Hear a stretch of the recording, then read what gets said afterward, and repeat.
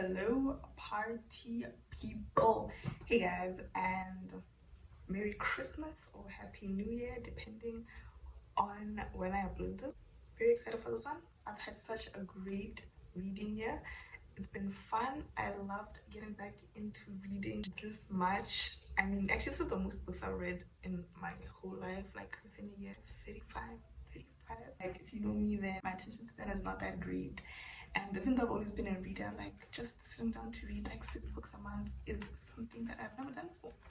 I think, yeah, because I had school. So in today's video, I'm going to talk to you guys about my top 10 reads of the whole year, which was that better not be a spider. Oh my gosh, it's a spider. Okay, that was a spider, but thank God for the distraction, because now I know that I was not that audible. The audio was not that good. I hope this works so much better. So in today's video, I'll just be giving you guys my top 10 books of the year in categories. So I have 5 categories. I have my favorite sad books, my favorite romance books, I have my favorite series, and my favorite mystery books. And then the 5th category is my favorite overall. And yeah, I think the total is like 10 books, 10 or 11, I think 10. I tried to narrow it down for you guys. So without further delay, let's get right into it. Starting with my favorite sad books. Number 1 is They Both Die at the End. Right now this book is kind of controversial. I'm gonna say controversial or polarizing because it was highly loved on booktok, and then I guess as it got more momentum, people started to feel like it's overrated, and then it kind of flipped some reverse psychology, and people said it's boring, like it's not worth the hype. And I thank you guys for that, because I got in with like the lowest expectations. I wasn't expecting to cry, and it blew me away. Like honestly, even from page 1 I loved it. So yeah, it's really sad. It's about these 2 guys who are, I'm gonna say star-crossed lovers. That's the word, right? The star-crossed lovers. It's so cute. And then my second favorite side book, these aren't in any order, just like my top 2 favorite side books. The Before the Coffee Gets Cold. Is this even a sad book? I don't know, but it made me cry. No, this is a sad book, guys, and it's so good.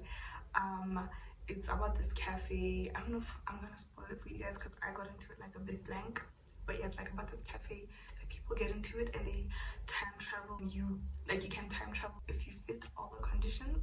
Basically it's like 4 stories, and I loved it. My favorite story is The Husband and the Wife. If you know, you know. I bawled my eyes out. I think that's my favorite passage of all time. I am geeking just thinking about it. Okay, so my next category is romance, and the first book I'm gonna talk about is Josh and Hazel's Guide to Not Dating.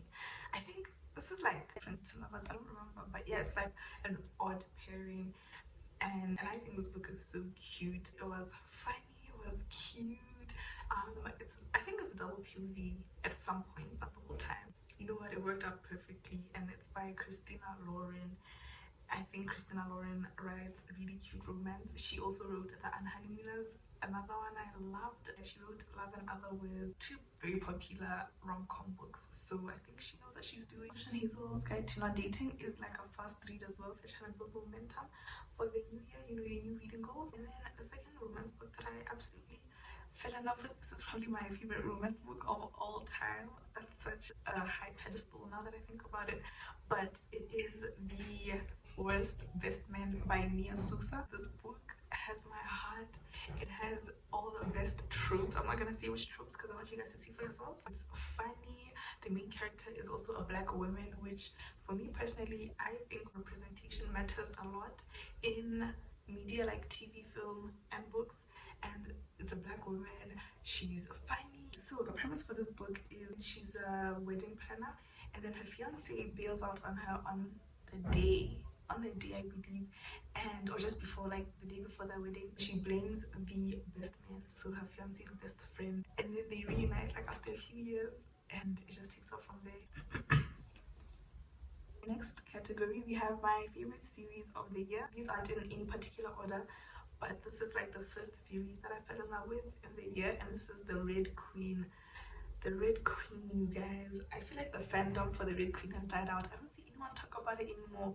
But just before I read it, like I felt like I saw it everywhere. Everyone was like, the Red Queen, the Red Queen. I loved it, and I can't find like people who like it as much as I do. I only recently followed like one girl. The Red Queen isn't anything special. It's just a generic YA, you know, that one girl who is somehow different, and she has to save like the underprivileged, like her own community from like, you know, the privileged people, blah blah blah. Hunger Games, you know how it goes. But I fell in love with the characters. I think Victoria Aviad did a great job at personalizing these characters. Like literally, the female main character, she's not what I was expecting, so I really liked that. I love the romance. Me personally, I love the romance, and the antagonist or villain, he's so complex. He's probably like my favorite villain, and he just has such a like a rich like backstory, and like, you know, why he is the way he is, and it's so sad. Like I literally cried for him in the final book. I was like, bro, please, like save him, save him, save him. So yeah, like such a fun book, and there's like 4 books in total, so the whole series is my favorite. Like I just love that series. And then the next series that I loved is, to no one's surprise, if I like the Red Queen, obviously I'm gonna bring up the Cruel Prince. Like hello, the book of the Air series.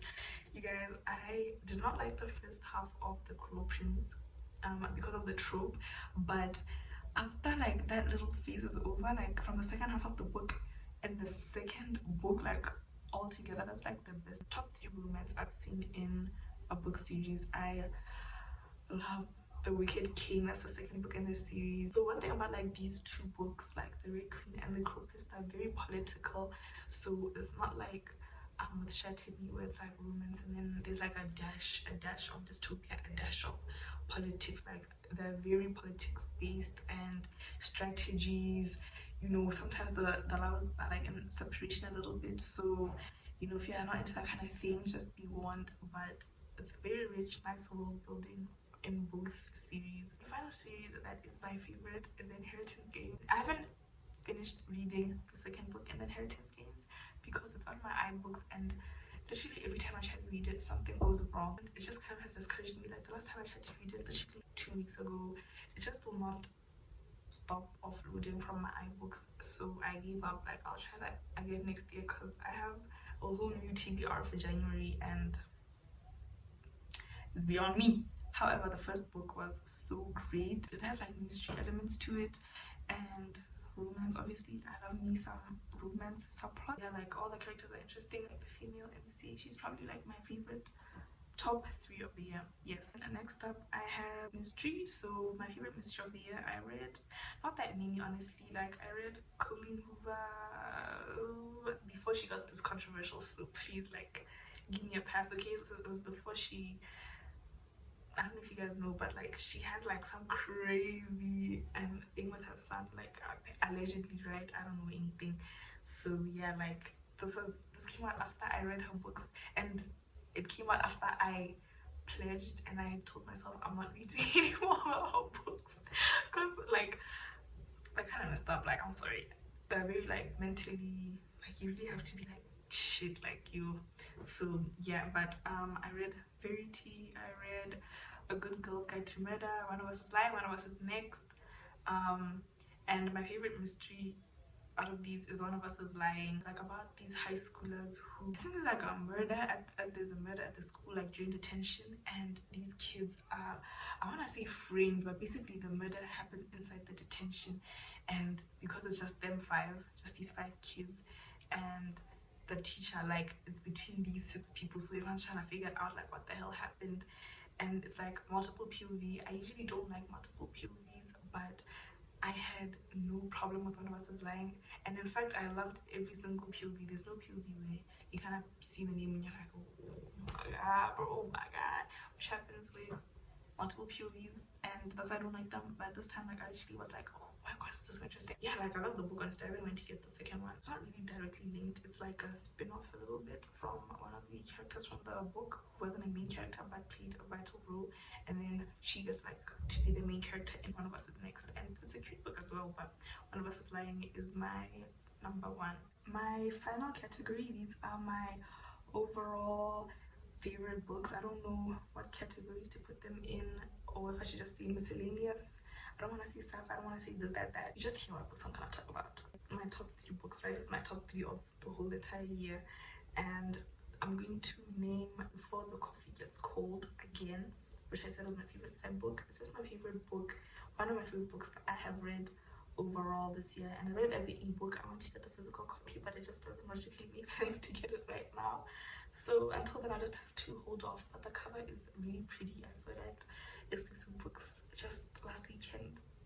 My heart jumped out of my chest. It's so pretty. Honestly, I have nothing better to say about this book. I already talked about it earlier in the video. And then the next one that is my second favorite. This is in order now. So number 3 is Before the Coffee Gets Cold. Number 2 is The Anthropocene, reviewed by John Green.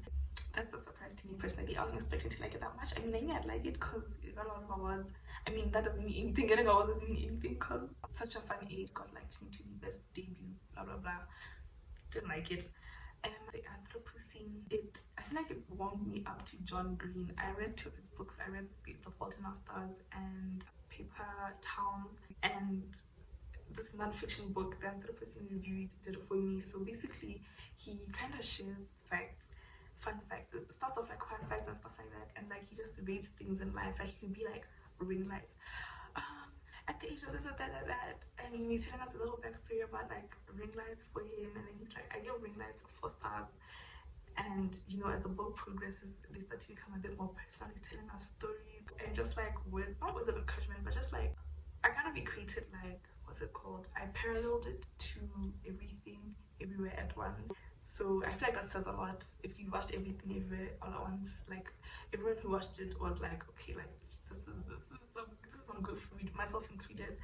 And you know, The Anthropocene is a very like touching book in my opinion. I feel like it's one of those books that changed my mindsets for like a day. I can't remember what else I read in it, but I made a thread, so I'm gonna go revisit it.